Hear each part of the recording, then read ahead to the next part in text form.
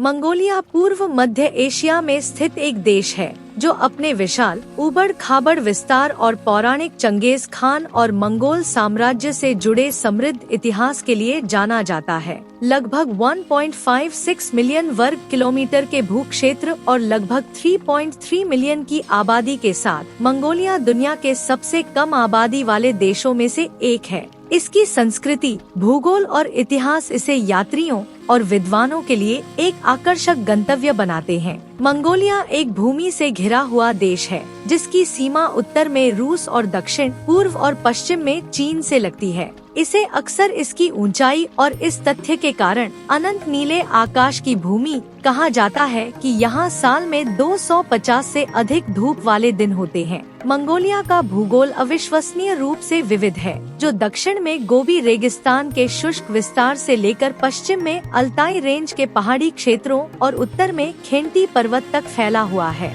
देश में कठोर महाद्वीपीय जलवायु है, जिसमें लंबी ठंडी सर्दियां और छोटी गर्म गर्मियां होती हैं। सर्दियों में तापमान -30 डिग्री सेल्सियस या कुछ भागों में इससे भी कम हो सकता है, खासकर उत्तरी क्षेत्रों में। इसके विपरीत ग्रीष्मकाल अपेक्षाकृत गर्म होता है, जिसमें तापमान 20 डिग्री सेल्सियस और 30 डिग्री सेल्सियस के बीच होता है। मंगोलिया के भूभाग में घास के मैदानों का बोलबाला है, जिन्हें स्टेपी के रूप में जाना जाता है, जिसका उपयोग खानाबदोश चरवाहे पशुओं को चराने के लिए करते हैं। देश के उत्तरी भाग में जंगल हैं, जबकि दक्षिण में प्रसिद्ध गोबी रेगिस्तान है, जो दुनिया के सबसे बड़े रेगिस्तानों में से एक है। गोबी न केवल अपने आकार के लिए बल्कि कई डायनासोर जीवाश्मों सहित जीवाश्म विज्ञान संबंधी खोजों के लिए एक महत्वपूर्ण स्थल के रूप में अपनी भूमिका के लिए जाना जाता है। मंगोलिया का इतिहास 13वीं शताब्दी की शुरुआत में चंगेज खान द्वारा स्थापित मंगोल साम्राज्य की विरासत से गहराई से जुड़ा हुआ है।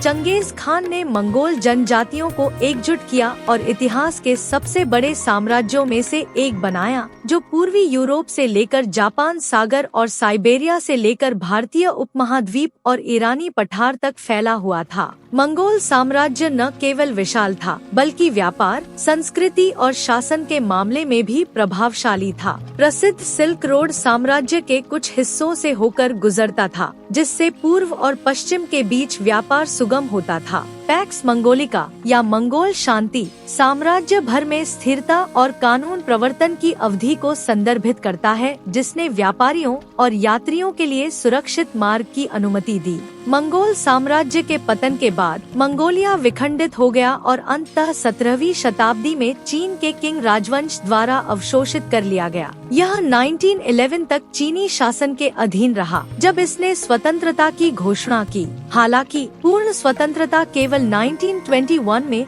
सोवियत रूस द्वारा समर्थित क्रांति के बाद प्राप्त हुई थी। मंगोलिया तब सोवियत संघ का एक उपग्रह राज्य बन गया और 1924 में मंगोलियाई पीपुल्स रिपब्लिक की स्थापना सोवियत संघ के बाद दुनिया के दूसरे समाजवादी देश के रूप में हुई। इस अवधि के दौरान मंगोलिया ने तेजी से औद्योगिकीकरण, सामूहिकता और धर्म और पारंपरिक संस्कृति के दमन का अनुभव किया। समाजवाद से संक्रमण 1990 में शुरू हुआ, जिसके परिणामस्वरूप 1992 में एक लोकतांत्रिक संविधान को अपनाया गया। मंगोलिया की संस्कृति इसकी खानाबदोश विरासत में गहराई से निहित है, जिसमें सदियों से पीढ़ियों से चली आ रही परंपराएं हैं। खानाबदोश जीवन शैली आज भी बहुत हद तक जीवित है, जिसमें आबादी का एक महत्वपूर्ण हिस्सा गेर्स में रहता है, जो फेल्ट और लकड़ी से बने पोर्टेबल गोल टेंट हैं। ये गेर्स मंगोलिया की कठोर जलवायु के लिए आदर्श हैं और इन्हें आसानी से अलग करके ले जाने के लिए डिजाइन किया गया है। मंगोलियाई संस्कृति में संगीत, नृत्य और कला एक केंद्रीय भूमिका निभाते हैं। पारंपरिक मंगोलियाई संगीत में गला गायन शामिल है, जो एक अनूठी गायन शैली है जिसमें गायक एक साथ कई सुर निकालता है। मोरन खुर या घोड़े के सिर वाली बेला सबसे महत्वपूर्ण संगीत वाद्य यंत्रों में से एक है और इसका गहरा आध्यात्मिक महत्व है। इसका उपयोग अक्सर अनुष्ठानों, कहानी सुनाने और त्योहारों में किया जाता है। मंगोलियाई कुश्ती, जिसे बोक के नाम से जाना जाता है, एक लोकप्रिय खेल है और जुलाई में आयोजित होने वाले वार्षिक नादम महोत्सव का एक अनिवार्य हिस्सा है। नादम मंगोलिया के 3 मर्दाना खेलों कुश्ती, घुड़दौड़ और तीरंदाजी का जश्न मनाता है और यह राष्ट्रीय गौरव का प्रतीक है। मंगोलिया में बौद्ध धर्म प्रमुख धर्म है, विशेष रूप से तिब्बती बौद्ध धर्म, जो 16वीं शताब्दी में देश में आया था। सोवियत काल के दौरान कई मंगोलियाई मठों को नष्ट कर दिया गया था, लेकिन 1990 के दशक से बौद्ध प्रथाओं का पुनरुद्धार हुआ है। मंगोलिया में सबसे पुराने जीवित बौद्ध मठों में से एक एर्डेनजू मठ एक महत्वपूर्ण धार्मिक और सांस्कृतिक स्थल है।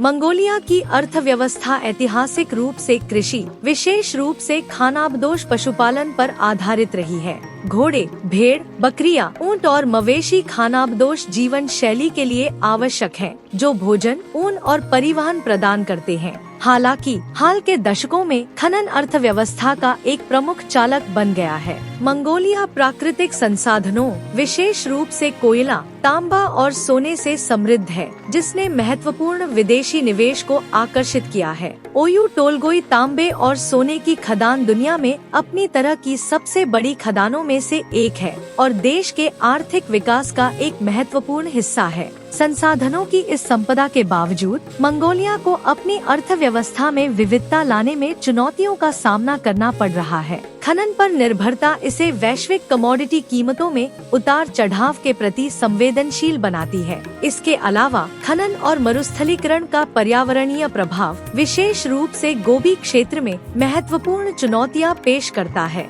मंगोलिया अपने 2 विशाल पड़ोसियों चीन और रूस के साथ मजबूत आर्थिक संबंध भी बनाए रखता है। चीन मंगोलिया का सबसे बड़ा व्यापारिक साझेदार है, खासकर खनिज निर्यात के मामले में, जबकि रूस ऊर्जा और सैन्य उपकरणों का एक महत्वपूर्ण आपूर्तिकर्ता बना हुआ है। मंगोलिया एक संसदीय गणराज्य है, जिसमें बहुदलीय प्रणाली है। राष्ट्रपति राज्य का मुखिया होता है, जबकि प्रधानमंत्री सरकार का मुखिया होता है। मंगोलिया की एकसदनीय विधायिका ग्रेट खुराल घरेलू और विदेशी नीतियों को आकार देने में महत्वपूर्ण शक्ति रखती है। 1990 की लोकतांत्रिक क्रांति के बाद से मंगोलिया में नियमित चुनाव हुए हैं और यह अपेक्षाकृत स्थिर लोकतंत्र में परिवर्तित हो गया है। हालांकि भ्रष्टाचार, गरीबी और असमानता जैसे मुद्दे सरकार के लिए चिंता का विषय बने हुए हैं। मंगोलिया के अद्वितीय परिदृश्य, समृद्ध इतिहास और खानाबदोश संस्कृति ने इसे एक तेजी से लोकप्रिय पर्यटन स्थल बना दिया है।